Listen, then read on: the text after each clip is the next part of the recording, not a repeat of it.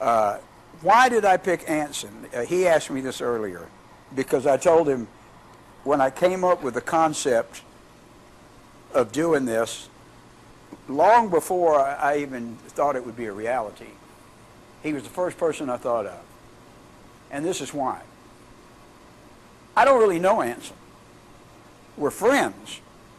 I think you could say we're friends, not close friends, but we're friends like ships that pass in the night. And we've played so many places together on so many shows and, pass each other going to the stage or coming off the stage. But of all the guitar players I know, great guitar players, great blues players, he's one of the ones that I know the least about. I really don't know Anson. The only thing we have in common, other than playing the guitar, is that we were both accused of stealing George Thorogood's guitar stand. And that was at Tulsa, Oklahoma, at the Tulsa Blues Fest. And we were leaving the gig, walking up the hill, and George Thorogood's road manager came running up to us and thought one of us had stolen George's guitar stand. If you're going to steal a guitar stand, you're not going to steal George Thorogood's guitar stand. You're going to steal Chet Atkins' guitar stand or somebody else's, but not George Thorogood. And that was really the only thing we had in common. We just looked at each other like, is this guy crazy? He thinks we're trying to get out of here with George's guitar stand. So I have terrific admiration for Anson and how long he's done this. I mean, you look around you here at Craig's in the music store, and you see all these guitars. It's taken over the world. Why? And what does it do to your life? This is some of the things we're going to try and find out today from Anson Funderburg, who we're going to have on in a minute. Because I don't know that many people that are still around that are still doing it after all these years. So I want y'all to give him a welcome. We're going to bring him up here, and we might possibly play towards the end of this. Please welcome Anson Funderburg. Come on up. You answered all my questions. I think you got that stand, too. I do. I'd forgotten all about that till you just said something about it. Are there people that you listen to and you hear them on the radio and you can't believe they're on the radio playing that badly? Don't listen to the radio. You don't listen to the radio. So you just listen to your records and CDs of stuff you like. Pretty much anymore. Right. I guess, I don't know. Yeah, I mean, I just kind of listen to my radio on my CDs and stuff when I'm driving in the car. At home, I've got all these wonderful records, and it seems like because I have children now, I'm almost never able to find one spare second to sit and actually put on a record. So, yeah, I mean, I guess just my CDs and stuff in the car. But I don't ever listen to the radio much. How old are your kids? If I do, I listen to probably country music or the North Texas station up here. And sometimes I'll listen to, is it KNON here? It's strange you said country music because I listen to a lot of country music because there's so great many players there. Do your kids listen to music? Are they into a particular kind of music yet? Not really. I mean, my son likes everything. We got him a little drum kit, so yeah, I know it. He loves to beat those drums. And my daughter, she likes stuff on like movies and stuff, like the soundtracks for movies. Maybe she's got a fighting chance in. How old are they? 8. My daughter's 8, and my son's 2.5. Because they're going to get into some kind of music that you hate eventually. I'm sure that's true. Because when I had kids, I thought, well, I'm going to be the coolest dad there is. And no matter what it is that my kids get into, because I'm so cool, I'm going to dig it. I'm going to be right there with them, listen to it. I didn't see rap coming. Didn't see it coming. And when they'd play it for me, I found myself saying everything my dad ever said to me. It all sounds the same to me. It's the same beat over and over. There's no melody. I don't understand the words. And then when I did understand the words, I really didn't Wished want to you listen. hadn't.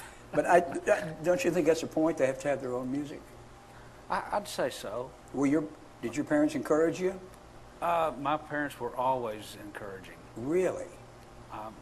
I was an only child. To be a guitar player in those times? Once I started playing and really liked it and figured out that, I really like to do it, they always encouraged me to do it. Now, I don't know if they ever really thought, well, let's encourage him to have a career in music, but... To make a living at it. Oh, did you ever think when you started out, I never really thought, boy, I'm going to be a musician and I'm going to make tons of money and this is what I want to do for the rest of my life. It's just, I started playing, and once I started playing, it just you just kind of fell into the routine, and, you But they encouraged you. They encouraged you. My parents Yeah. didn't. My parents thought I was crazy. Was there a moment for you, not necessarily the moment where you're going to do it for a living, but a moment when you were transfixed, like the moment with me for Elvis, whether it was the blues or anything, a moment that you can completely go back to in your mind when it hit you like a lightning bolt? Oh, yeah. What was it? My very first guitar came from, my mother worked in the lunchroom at Plano Independent School District. And one of the ladies that worked for her had a daughter, and they had decided, my mother knew that I wanted a guitar. I had a little toy guitar, and I just, beat it to death, So she finally, I guess they figured, well, if the kid's going to play guitar, might as well go ahead and try to get him something that's really a guitar. Well, she bought a used, just a regular, I don't know what you call it, standard guitar with a hole in the middle of it. Yeah. From this lady that worked at the lunchroom's daughter. And with that guitar, I guess the lady, she just kicked in a bunch of 45s, like a little box of 45s. And in that box of 45s was Freddie King's Hideaway. Ah.